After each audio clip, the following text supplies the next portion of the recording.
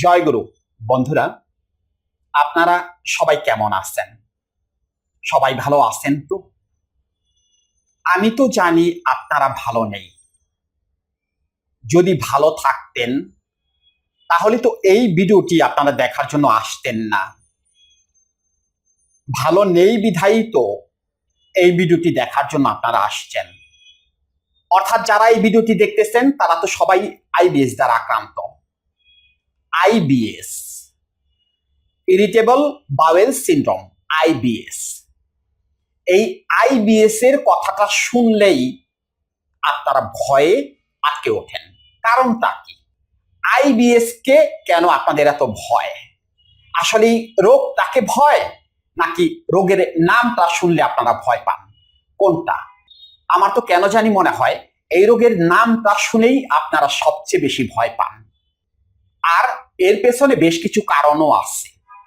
এই আইবিএস নামটাকে এমন ভাবে প্রচার করা হয়েছে, বিশেষ করে বর্তমানে ইউটিউবে, অনলাইনে, বিভিন্ন প্ল্যাটফর্মে বা বিভিন্ন ডাক্তার কবিরাজরা এই নামটাকে এমন ভাবে প্রচার করেছে, এই নামটার কথা শুনলেই ভয়ে আটকে ওঠে একজন রোগী। তারা ভাবে না জানি কি হয়ে গেছে, আমার মনে হয় বাঁচার আর কোনো উপায় নেই। কেন এত ভয়? এই ইংলিশে শব্দটা উচ্চারণ করা হয় বিধায়ী আপনারা এত ভয় পেয়ে থাকেন। এটার যদি বাংলা অর্থ বলা হতো ইরিটেবল বাওয়েল সিনড্রোম, পেটের পীড়া বা পেটের অসুখ। পেটের অসুখ কি আগে মানুষের হতো না? তারা তো এত ভয় পেত না, কারণ তারা জানতোই না আইবিএস কি। এই ইংরেজি শব্দটা শুনেই আপনারা ভয়ে আতঙ্কে আটকে ওঠেন। অর্থাৎ আপনাদের মনের বাগে খায় না, আপনাদের খায় হলো মনের বাগে। মনের ভয়টা বেশি কাজ করে এই আইবিএস শব্দটা শুনলেই। পেট ফাঁপা, পেট ফোলা, বদহজম, পায়খানা ক্লিয়ার না হওয়া, গ্যাস্ট্রিক অ্যাসিডিটি, কষা পায়খানা, কোষ্ঠকাঠিন্য, এগুলো কি আগে ছিল না? আগে এরকম রোগে মানুষ কি ভুগে নাই? মানুষ তো ভুগছে। এই যে রোগগুলোর কথা বললাম, এগুলো তো সবই তো পেটের রোগ বা পেটের সমস্যা। এই পেটের সমস্যার সমষ্টিগত অর্থকেই বলা হয় IBS, that means irritable bowel syndrome, পেটের পীড়া বা পেটের অসুখ। এখন মূল কথাটা হলো, আগে তো মানুষের সেরে যেত, স্বাভাবিক কিছু ওষুধ খেলেই তাদের পেটের সমস্যা সমাধান হয়ে যেত। যেমন মেট্রোনিডাজল গ্রুপের কোনো কিছু বা সিপ্রোফ্লক্সাসিলিন গ্রুপের কোনো কিছু, দ্যাট মিনস হায়ার অ্যান্টিবায়োটিক দিলে পরে তাদের সমস্যার সমাধান হয়ে যেত। কিন্তু এখন কেন সমাধান হয় না? এখন সমাধান হয় না তার কারণটা হলো, যতটা না পেটের সমস্যা আপনাদের, তার চেয়ে বেশি হলো মানসিক সমস্যা। আগে যারা এইরকম পেটের সমস্যায় ভুগতো, তারা ওই 2-1 টাকার ওষুধ খাওয়ার পরেই মনে মনে চিন্তা করতো সমাধান হয়ে গেছে বা হয়ে যাবে। সত্যি সত্যি তাদের সমাধান হয়ে যেত, কেননা তাদের মাথায় আর ওই চিন্তাটা থাকতো না বা আসতো না। হ্যাঁ হ্যাঁ, আমার পেটের এই সমস্যা হয়ে গেছে, এখন কি হবে, কোন বড় ধরনের সমস্যা হবে কিনা। অর্থাৎ তাদের এইরকম নেতিবাচক চিন্তা একের পর এক মাথায় আসতো না। আর আপনাদের সমস্যা হলো, আপনারা ওই জিনিসটাকে ভুলতেই পারেন না। অর্থাৎ আপনারা ছোটখাটো একটা জিনিস হলেই আপনারা ভাবেন যে না জানি কি হয়ে গেছে। এই যে সমস্যা, এই সমস্যার কারণেই আপনাদের সমস্যার সমাধান হচ্ছে না। অর্থাৎ আইবিএস থেকে আপনারা মুক্তি পাচ্ছেন না। কারণটা হলো আপনারা মানসিক সমস্যায় আক্রান্ত, অর্থাৎ আপনারা হলো মানসিক রোগী। প্রত্যেকটা ভিডিওতে এই কথাটা আমি বলার চেষ্টা করি, যতই ওষুধ খান আর যা কিছুই খান, কাজ হবে না যতক্ষণ পর্যন্ত মনের সমস্যার সমাধান না করবেন। মনের সন্দেহ যতক্ষণ পর্যন্ত দূর না হবে, ততক্ষণ পর্যন্ত আপনি আইবিএস সমস্যার সমাধান করতে পারবেন না। আইবিএস সমস্যার সমাধান করতে হলেই আপনাকে মানসিক সমস্যার সমাধান করতে হবে। আজকে যারা অপেক্ষায় আছেন, আমি ওষুধের কথা বলবো। হ্যাঁ, আজকে সহজ একটি টোটকা বা রেমেডি আপনাদের মধ্যে আমি শেয়ার করব, তবে কথাগুলো শুনতে থাকুন। হুট করেই এখন ওই ওষুধের কথা শুনে খেয়ে দিয়ে বসে থাকবেন আর আইবিএস থেকে মুক্ত হয়ে যাবেন, এমন না। কিন্তু কি মেসেজ আপনাদের দিতে চাচ্ছি, আগে সেগুলো বোঝার চেষ্টা করুন, তাহলেই শুধু এই আইবিএস সমস্যার সমাধান করতে পারবেন। একটু আগে কথাটি বললাম না, আইবিএস হলো মানসিক সমস্যা থেকে হয়। অর্থাৎ আইবিএস এর জন্য 75% দায়ী হলো মানসিক সমস্যা। ছোট্ট একটি উদাহরণ আপনাদের দিয়ে দেই আমি, আপনারা ভালো করে খেয়াল করবেন। খাবার খাইতে বসছেন, যে কোনো একটি আইটেম আপনার পছন্দ হইতেছে না, অর্থাৎ ওই খাবারটা খাওয়ার আগেই আপনার মনের মধ্যে একটা সন্দেহ কাজ করতেছে, মনে হয় ওটা খেলেই আমার একটা সমস্যা হয়ে যাবে, পেটে একটা সমস্যা হয়ে যাবে, এরকম একটা সন্দেহ কাজ করতেছে। কিন্তু হয়তো কারো অনুরোধে খাবারটি আপনি খেয়েছেন, বাস আপনাকে আর পাইকে সত্যি সত্যি ওই খাবার খাওয়ার পরে আপনার পেটের সমস্যা হয়ে যাবে। 1-1.5 ঘন্টা পরে আপনার পেটে বুটবাট শুরু হয়ে যাবে, পেট মোচড় দিয়ে উঠবে এবং ওই যে ক্লিয়ার হয়ে যাবে। তাহলে সমস্যাটা কোথা থেকে হলো? ওই যে আপনার খাবারের প্রতি অনীহা ছিল, আগে একটা নেতিবাচক চিন্তা মনের মধ্যে ঢুকে গিয়েছিল যে ওটা খেলেই সমস্যা হয়ে যাবে, ওই কারণেই সত্যি সত্যি সমস্যা হয়ে গেছে।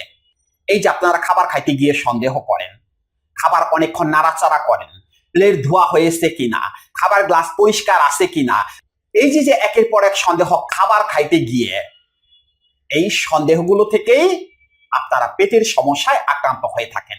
এগুলো কি? এগুলো হলো মানসিক সমস্যা। এই যে সন্দেহ, এটা হলো সন্দেহবাতিক রোগ। শুধু কি আপনারা খাবার খাইতে গিয়েই সন্দেহ করেন, আর কোনো কিছুতে আপনারা সন্দেহ করেন না? আপনারা প্রত্যেকটা জিনিসে সন্দেহ করেন, প্রত্যেকটা জিনিসে। এমনকি গোসল করতে গিয়েও ঘন্টার পর ঘন্টা শরীরে সাবান মাখতে থাকেন, তবু আপনার মনের মধ্যে একটা সন্দেহ কাজ করে, মনে হয় শরীর থেকে ময়লা যায়নি, শরীরে মনে হয় ময়লা লেগে আসছে। সারাক্ষণ শরীর নিয়ে সন্দেহ, সারাক্ষণ দেহ নিয়ে সন্দেহ, অর্থাৎ আপনাদের সারাদিনের চিন্তা ভাবনাই থাকে এগুলো। শরীরে মনে হয় কোথাও কিছু হয়েছে, বুকের বাম পাশে ব্যথা করতেছে, মনে হয় বড় ধরনের একটা কিছু হয়ে গেছে, কোমরের নিচে ব্যথা করতেছে, মনে হয় কিডনি মিডনি নষ্ট হয়ে গেছে। অর্থাৎ এই যে মনে হয়, এই মনে হয়টাই আপনাদের জীবনটাকে শেষ করে দিতেছে। আইবিএস থেকে মুক্ত হইতে পারতেছেন না। এখন অনেকেরই প্রশ্ন থাকতে পারে, এই যে সন্দেহ করা হয়, এগুলো তো মনের সন্দেহ, মনের মধ্যে একের পর এক সন্দেহ আসতে থাকে বা চিন্তা আসতে থাকে, এগুলোর সাথে আইবিএস এর সম্পর্কটা কি বা পেটের সম্পর্কটা কি? মন দিয়ে কথাগুলো শোনার চেষ্টা করুন। একজন মানুষ যখন এরকম সন্দেহবাতিক রোগে ভুগে থাকে, অর্থাৎ যেটাকে ওসিডি প্রবলেম বলা হয়ে থাকে, যাদের সারাক্ষণ দুশ্চিন্তা আসে, নেতিবাচক চিন্তা একের পর এক মাথায় আসতে থাকে, যাদের রাগ বেশি, অর্থাৎ যাদের খিটখিটে মেজাজ, তাদের শরীর থেকে টক্সিন নামের এক ধরনের হরমোন নিঃসরিত হয়, টক্সিন হরমোন, যেটাকে বিষ বলা হয়ে থাকে। সেই টক্সিন হরমোন নিঃসরিত হওয়ার কারণে প্রথমে যে সমস্যাটা হয় সেটা হলো ঘুমের সমস্যা, দ্যাট মিনস অনিদ্রা সমস্যা। এই অনিদ্রা সমস্যা বা ঘুমের সমস্যাটা হওয়ার কারণেই গ্যাস্ট্রিক অ্যাসিডিটি বেড়ে যায়, অর্থাৎ খাবার ঠিক মতো হজম হয় না, পায়খানা ক্লিয়ার হয় না, পেট বুট বাট করে, নামি নিচে চিনচিন করে ব্যথা করে, পায়খানা মাঝে মধ্যে ঘন হয়, পায়খানা মাঝে মধ্যে পাতলা হয়, আবার এমনও হয় 4-5 দিন পর পরে পায়খানা হওয়া। এই যে সমস্যাগুলো হয়, এগুলোর পেছনে দায়ী কে? ওই যে টক্সিন হরমোন। আর টক্সিন হরমোন কোথা থেকে হলো? ওই যে মানসিক সমস্যা থেকে। ক্লিয়ার বিষয়টি বুঝতে পারছেন? অতএব যতই চেষ্টা করেন, যতই ওষুধ খান, আইবিএস সমস্যার সমাধান করতে পারবেন না। আইবিএস সমস্যার সমাধান করতে হলে মনের অসুখ দূর করতে হবে, আর সেই মনের অসুখ দূর করার জন্য করতে হবে কাউন্সেলিং, দ্যাট মিনস সাইকোথেরাপি। কথার মাধ্যমে আপনার মনের ভুল ধারণাগুলোকে ভেঙে দিতে হবে, আপনার মনের মধ্যে যে সন্দেহগুলো আছে সেগুলোকে দূর করে দিতে হবে কথার মাধ্যমে, উইদাউট মেডিসিন। এই আইবিএস রোগীদের যদি 4 থেকে 5টা দিন সঠিকভাবে কাউন্সেলিং করানো যায়, আইবিএস এর সমস্যার সমাধান সারা জীবনের জন্য হয়ে যাবে, 1 টাকার ওষুধও খেতে হবে না। এখন আপনারা সিদ্ধান্ত নিন, ওষুধ খেয়ে যাবেন নাকি কাউন্সেলিং করে মানসিক সমস্যার সমাধান করে ফেলবেন, অর্থাৎ আইবিএস সমস্যার সমাধান করে ফেলবেন। এবার আসুন আপনাদের সহজ একটি টোটকা আমি শেয়ার করে দিতেছি। এটা খেলেই কি আইবিএস সমস্যার সমাধান হয়ে যাবে? না, কিন্তু হয়তো 1টা মাস বা 2টা মাস আপনারা ভালো থাকবেন, আবার সমস্যা তৈরি হয়ে যাবে। কারণ ওই যে আপনি একজন মানসিক রোগী, মানসিক সমস্যার সমাধান তো করতে পারেন নাই, সেই জন্য আবার সমস্যাটা তৈরি হয়ে যাবে। আসুন সে টোটকাটি বা রেমেডিটি তৈরি করে কিভাবে সেবন করবেন একটু জেনে নেই। রাত্রিবেলাতে 1 কাপ পরিমাণ, অর্থাৎ চায়ের কাপের 1 কাপ পরিমাণ পরিষ্কার পানি বা জলের মধ্যে 1 টেবিল চামচ পরিমাণ হরিতকি চূর্ণ দিয়ে ভালো করে মিক্সড করে সুন্দর করে ঢেকে রাখবেন। সকালবেলা ঘুম থেকে উঠে খালি পেটে এই যে রাত্রিবেলাতে মিশ্রণটি তৈরি করছেন, এটা ভালো করে চাকতি দিয়ে সেকে শুধুমাত্র যে পানিটা অবশিষ্ট থাকবে, সেই পানির মধ্যে 1 টেবিল চামচ পরিমাণ রাম তুলসী পাতার রস, 1 টেবিল চামচ পরিমাণ আদার রস এবং 2 থেকে 3টি লবঙ্গ চূর্ণ দিয়ে মিক্সড করে সেবন করবেন, অর্থাৎ খেয়ে ফেলবেন। মাত্র 5 থেকে 7টা দিন আপনারা খান, দেখেন পেটের সমস্যার সমাধান হয়ে যাবে। তবে স্থায়ী না, ক্ষণস্থায়ী।